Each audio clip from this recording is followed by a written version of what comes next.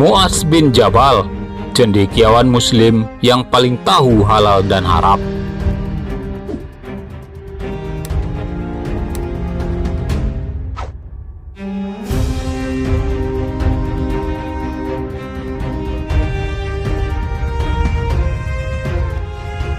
Tatkala orang-orang Ansor berbaiat kepada Rasulullah pada perjanjian Aqabah yang kedua, di antara para utusan yang terdiri atas 70 orang, terdapat seorang anak muda dengan wajah berseri, pandangan menarik dan gigi putih berkilat, serta memikat perhatian dengan sikap dan ketenangannya. Dan jika bicara, maka orang yang melihat akan tambah terpesona karenanya. Dan itulah dia, Mu'adz bin Jabal radhiyallahu anhu. Dia termasuk as-sabiqun al-awwalun, golongan yang pertama masuk Islam, dan orang yang lebih dulu masuk Islam dengan keimanan serta keyakinannya, dan ikut serta dalam setiap perjuangan Rasulullah SAW.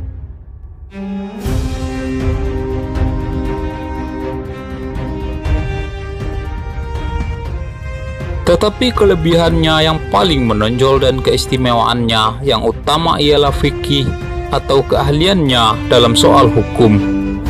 Keahliannya dalam fikih dan ilmu pengetahuan ini mencapai taraf yang menyebabkannya berhak menerima pujian dari Rasulullah SAW. Beliau bersabda tentang Mu'adz bin Jabal, "Umatku yang paling tahu akan yang halal dan yang haram ialah Mu'adz bin Jabal." Dalam kecerdasan otak dan keberaniannya mengemukakan pendapat, Mu'adz hampir sama dengan Umar bin Khattab. Ketika Rasulullah hendak mengirimnya ke Yaman, Rasulullah bertanya, "Apa yang menjadi pedomanmu dalam mengadili sesuatu, hai Mu'adz?" Lalu Mu'adz pun menjawab, "Kitabullah. Jika saya tidak menemukan dalam kitabullah, saya akan memutuskan dengan sunnah Rasul. Jika saya tidak menemukannya dengan sunnah Rasul, saya pergunakan fikiranku untuk berijtihad, dan saya takkan berlaku sia-sia." Maka berseri-serihlah wajah Rasulullah dan bersabda, "Segala puji bagi Allah yang telah memberi taufik kepada utusan Rasulullah sebagai yang diridhoi oleh Rasulullah." Maka kecintaan Mu'adz terhadap kitabullah dan sunnah Rasulullah tidak menutup pintu untuk mengikuti buah fikirannya, dan tidak menjadi penghalang bagi akalnya untuk memahami kebenaran dahsyat yang masih tersembunyi, yang menunggu usaha orang yang akan menghadapi dan menyingkapnya. Dan mungkin kemampuan untuk berijtihad dan keberanian menggunakan otak dan kecerdasan inilah yang menyebabkan Mu'adz berhasil mencapai kekayaan dalam ilmu fikih, mengatasi teman dan saudara-saudaranya, hingga dinyatakan oleh Rasulullah sebagai orang yang paling tahu tentang yang halal dan yang haram. Dan cerita-cerita sejarah melukiskan dirinya bagaimana adanya, yakni sebagai otak yang cermat dan jadi penyuluh serta dapat memutuskan persoalan dengan sebaik-baiknya.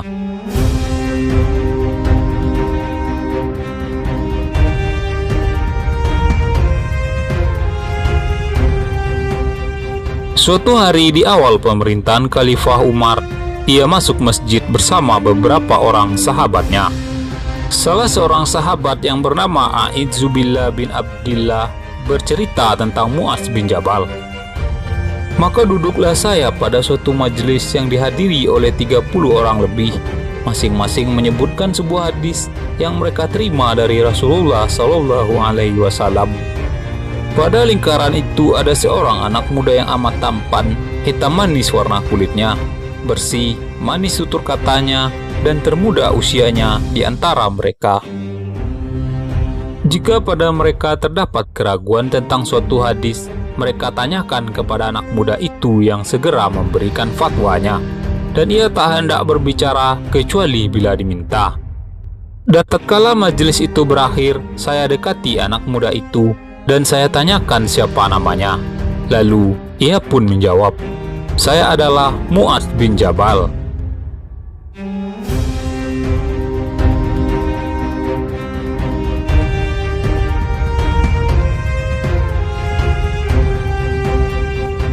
Seorang sahabat lain yang bernama Abu Muslim Al-Qaulani bercerita pula, "Saya masuk ke Masjid Hama. Kiranya saya dapati segolongan orang-orang yang sedang duduk dan di tengah-tengah mereka ada seorang anak muda yang berkilat-kilat giginya. Anak muda itu diam tak buka suara. Tetapi bila orang-orang itu merasa ragu tentang suatu masalah, maka berpaling dan bertanya kepadanya. Kepada teman karibku, saya bertanya, 'Siapakah orang ini?' Lalu dia pun menjawab, 'Itulah dia Mu'adz bin Jabal.' Dan di dalam diriku timbullah perasaan suka dan sayang kepadanya." Sahar bin Hausab tidak ketinggalan memberikan ulasan tentang Mu'adz bin Jabal. Bila para sahabat berbicara, sedang di antara mereka hadir Mu'adz bin Jabal, tentulah mereka akan sama meminta pendapatnya karena kewibawaannya. Dan Amirul Mukminin Umar radhiyallahu anhu sendiri sering meminta pendapat dan buah pikirannya. Bahkan dalam salah satu peristiwa di mana ia memanfaatkan pendapat dan keahliannya dalam hukum, Umar pernah berkata, "Kalau tidaklah berkat Mu'adz bin Jabal, akan celakalah Umar." Dan ternyata Mu'adz memiliki otak yang terlatih baik dan logika yang menawan serta memuaskan lawan, yang mengalir dengan tenang dan cermat, dan di mana saja kita jumpai namanya di celah-celah riwayat dan sejarah, kita dapati ia sebagai yang selalu menjadi pusat lingkaran, di mana ia duduk selalu dikelilingi oleh manusia.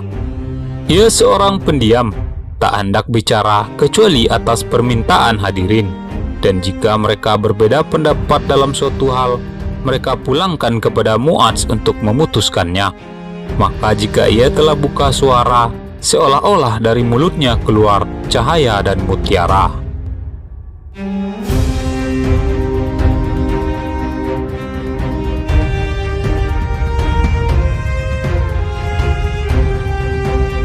Dan kedudukan yang tinggi di bidang pengetahuan ini serta penghormatan kaum muslimin kepadanya, baik selagi Rasulullah masih hidup maupun setelah beliau wafat, dicapai Mu'adz sewaktu ia masih muda.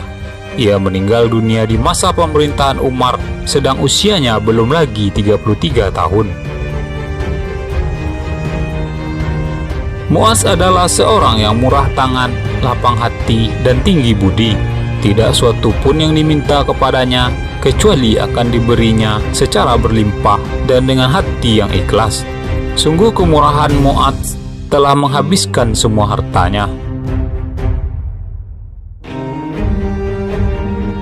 Ketika Rasulullah SAW wafat, Mu'adz masih berada di Yaman, yakni semenjak ia dikirim Nabi ke sana untuk membimbing kaum muslimin dan mengajari mereka tentang seluk-beluk agama. Di masa pemerintahan Abu Bakar, Mu'adz kembali ke Madinah. Umar tahu bahwa Mu'adz telah menjadi seorang yang kaya raya, maka diusulkan Umar kepada khalifah agar kekayaannya itu dibagi dua. Tanpa menunggu jawaban Abu Bakar, Umar segera pergi ke rumah Mu'adz dan mengemukakan masalah tersebut.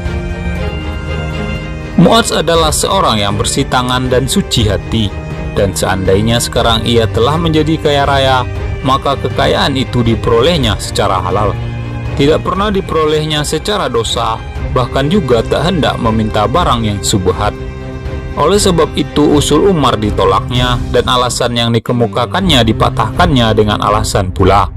Umar berpaling dan meninggalkannya.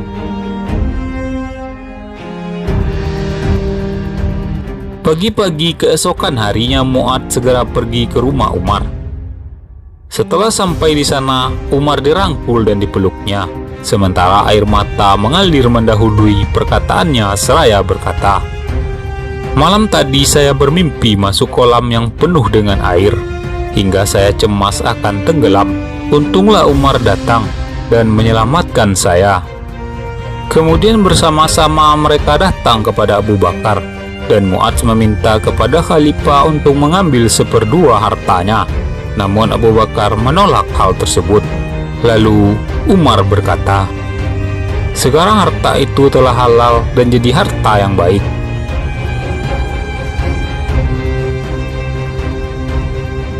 Pada masa Khalifah Umar, Mu'adz pindah ke Syria.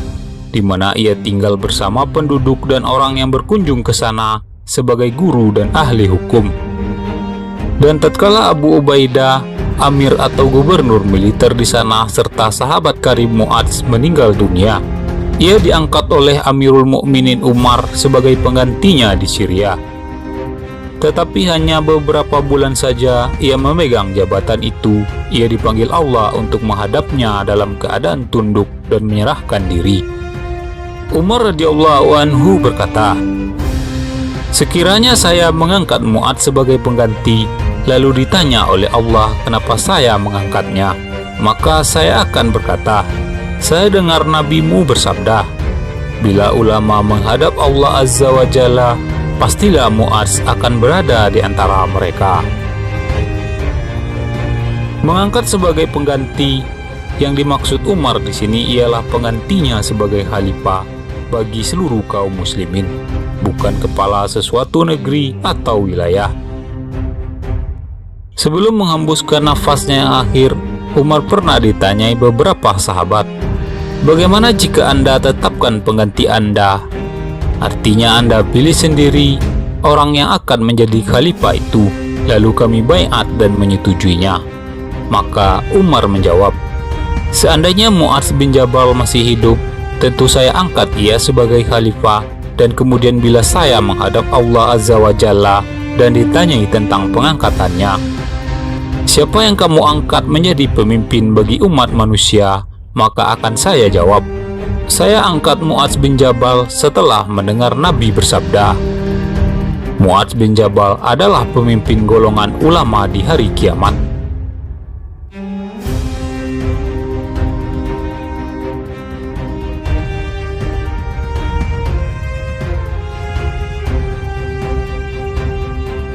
Mu'adz senantiasa menyeru manusia untuk mencapai ilmu dan berzikir kepada Allah. Diserunya mereka untuk mencari ilmu yang benar lagi bermanfaat.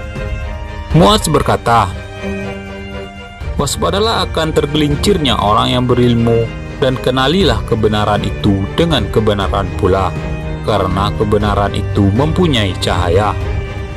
Menurut Mu'adz, ibadat itu hendaklah dilakukan dengan cermat dan jangan berlebihan. Pada suatu hari salah seorang muslim meminta kepadanya agar diberi pelajaran. Lalu Mu'adz berkata, "Saum dan berbukalah, lakukanlah sholat dan tidurlah. Berusahalah mencari nafkah dan janganlah berbuat dosa. Dan janganlah kamu mati kecuali dalam beragama Islam. Serta jauhilah doa dari orang yang teraniaya." Menurut Mu'adz, ilmu itu ialah mengenal dan beramal.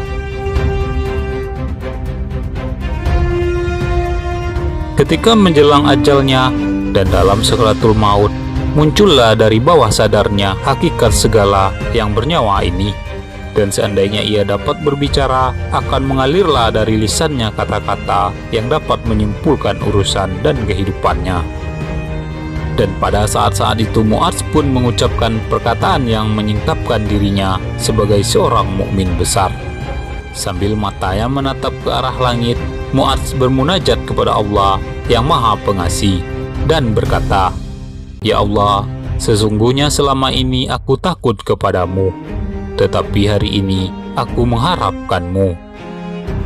Ya Allah, Engkau mengetahui bahwa aku tidaklah mencintai dunia demi untuk mengalirkan air sungai atau menanam kayu-kayuan, tetapi hanyalah untuk menutup hawa di kala panas dan menghadapi saat-saat yang gawat, serta untuk menambah ilmu pengetahuan, keimanan, dan ketaatan."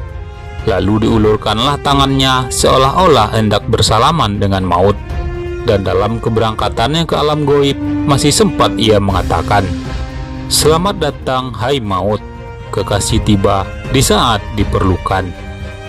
Dan nyawa Mu'adz pun melayang menghadap Allah Subhanahu wa Ta'ala. Kita semua kepunyaan Allah, dan kepadanya lah kita kembali.